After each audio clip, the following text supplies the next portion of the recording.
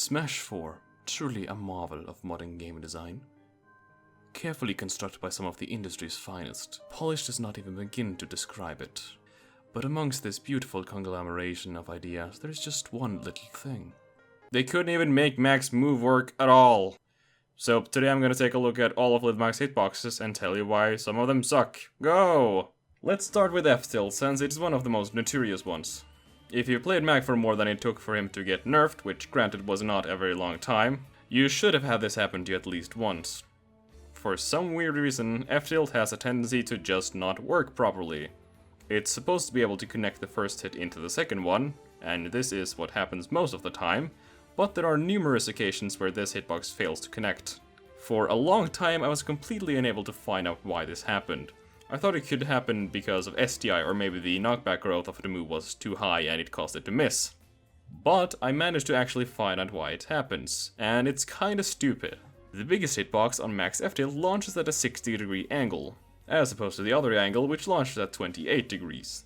So this means when you hit this hitbox, the opponent will get launched upwards. And this is why it fails to connect on aerial opponents, since they are already in the air, and therefore get launched too high for the second hit to connect. Which doesn't make it any less excusable. It really shouldn't work like this, but at least it makes sense. But this did not quite solve everything. You see, I have a number of times had this miss grounded opponents as well. So I went and did some research, and I found out that it's actually character dependent. Characters like Ganondorf, Bayonetta, DDD, and probably some others as well, will consistently not get hit by the second hit even when hit when grounded, while other characters still get hit. Why is this? Well, actually it's dependent on their hit stun animation. It elevates them just high enough off the ground for them not to get hit, and the hitbox shifts in just the right way for this to miss. But this again just happens all because the hitbox has a 60-degree angle when it really should have a 28-degree angle, just like the other hitboxes. And if you saw my Mac Ultimate video, you'd see that this is not fixed in the new version either. So we can only hope that they actually see it this time around and patch it out, because it's not fun at all. Now, F-Tilt is probably the biggest offender in terms of just bad or inconsistent hitboxes, but that's not to say that he doesn't have some other really bad hitboxes. Down tilt is a pretty interesting case in this regard. The hitbox itself is fine, but the problem arises when you look at the animation. Little Mac leans in very hard when doing a down tilt. This means that he can cross up opponents that are very close to him, and if you do, then the knockback will happen at the other side of Little Mac. Of course you can still combo after that, but you can't really react to the new direction. And it's not a common enough occurrence for you to anticipate it either. It's kinda just a thing that happens sometimes that sucks. There's not really too much more to say about it, it's just kind of unfortunate. Up tilt is actually pretty clean. I've never had it not work the way I wanted it to, so up tilt gets a pass. Good on you. Up B is probably the second biggest offender in this regard. The move is just weird and very inconsistent in a lot of different ways. People can just randomly fall out of it for no reason.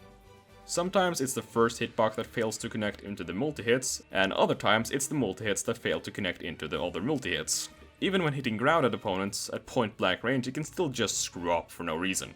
And when used in the air, it can also miss. Now this happens especially often on Lucas and Ness for some reason. I can only imagine this also has something to do with their hit stun animation, just like with F-Tilt, so yeah, up B is kinda stupid. But it works most of the time, but this is one of the moves that kinda need to work 100% of the time. So when it doesn't, it can really screw you over, and I don't like that one bit. Now side B is actually pretty consistent, and does not have any strange hitboxes that just refuse to work. But it is negative on hit for like 40%, which is not great, but that isn't really a hitbox complaint. This is also our first introduction to winboxes, which Mac for some reason has a lot of. If you don't know what a winbox is, basically it's just a hitbox that does not deal damage, but pushes the opponent backwards. The side B winbox does not really affect him that much, and can actually be helpful sometimes. So side B is fine, honestly. Down B is mostly fine as well, but it's also stupid sometimes. The first active frames have a very low hitbox that might cause it to miss a lot of opponents, though its hitbox is significantly larger in the air. It's not that bad when this move misses since it has relatively little lag. But the problem with the move is actually how it launches you. If you land a counter close to the ledge, you can actually get launched off and simply die. It's really dumb, but very much avoidable, so I'm not gonna blame it for that. Neutral B is kinda weird. With no charge, the hitbox is very consistent, though when you fully charge it, it has a very tall hitbox during the first few frames, which will cause it to miss a lot of characters at point blank range. Though the only way you will ever be able to land this move is if you have gotten a shield break, and at that point you can just space it anyways. So it's not like it's even a problem. KO Punch has a very strong windbox, and honestly it can be both a blessing and a curse. I've had situations where the windbox has pushed them into the KO Punch, and times where the opposite happens. Though mostly it works in your favor. And if you miss the KO Punch, the windbox will push them away and reduce the punish you'll get hit by. So it's not all bad. Down smash is also very consistent. It has a solid hitbox that covers most of the ground you would expect it to. Probably one of my favorite hitboxes, honestly. It can even combo into itself depending on where you hit it, so it's pretty great, honestly. MagSafe smash is strange. The hitbox itself is not awful, but you can very easily miss it at close ranges, and while that is a shame, you just kind of have to space it better. It's more the fault of the animation moving forward than the actual hitbox itself, and this is true for all the different directions you can use it in as well. Though I find the most consistent one is down angle and up angle. But they can still also just miss out of nowhere, so do keep that in mind. They also have windboxes, because of course they do! I can only imagine this was them trying to fix the F-smash problem, but honestly it just kind of didn't. Like, close to the ledge you can actually push opponents off, causing the attack to miss. Not my favorite thing ever, to say the least. Up smash is also great. Its arc is solid and the hitbox is very consistent. If only most of his moves were like this. The hitbox can actually reach the Dreamland platforms, but you need to have the tallest hitbox to reach it. Just something I thought I would note. Dash tag is pretty great too. Its hitbox covers all the area you would expect it to and a little more. It yet again has a windbox for no reason, but it's not in the way like the F-smash one is. You can actually cancel it into a grab and it will still retain its windbox. Which is not really applicable to anything, but still fun, so whatever. Little Mac's aerials are honestly bizarre. They have a lot of really strange properties. Like, neutral air usually has set knockback, but for some reason it has one random hitbox on its back that can actually combo into stuff.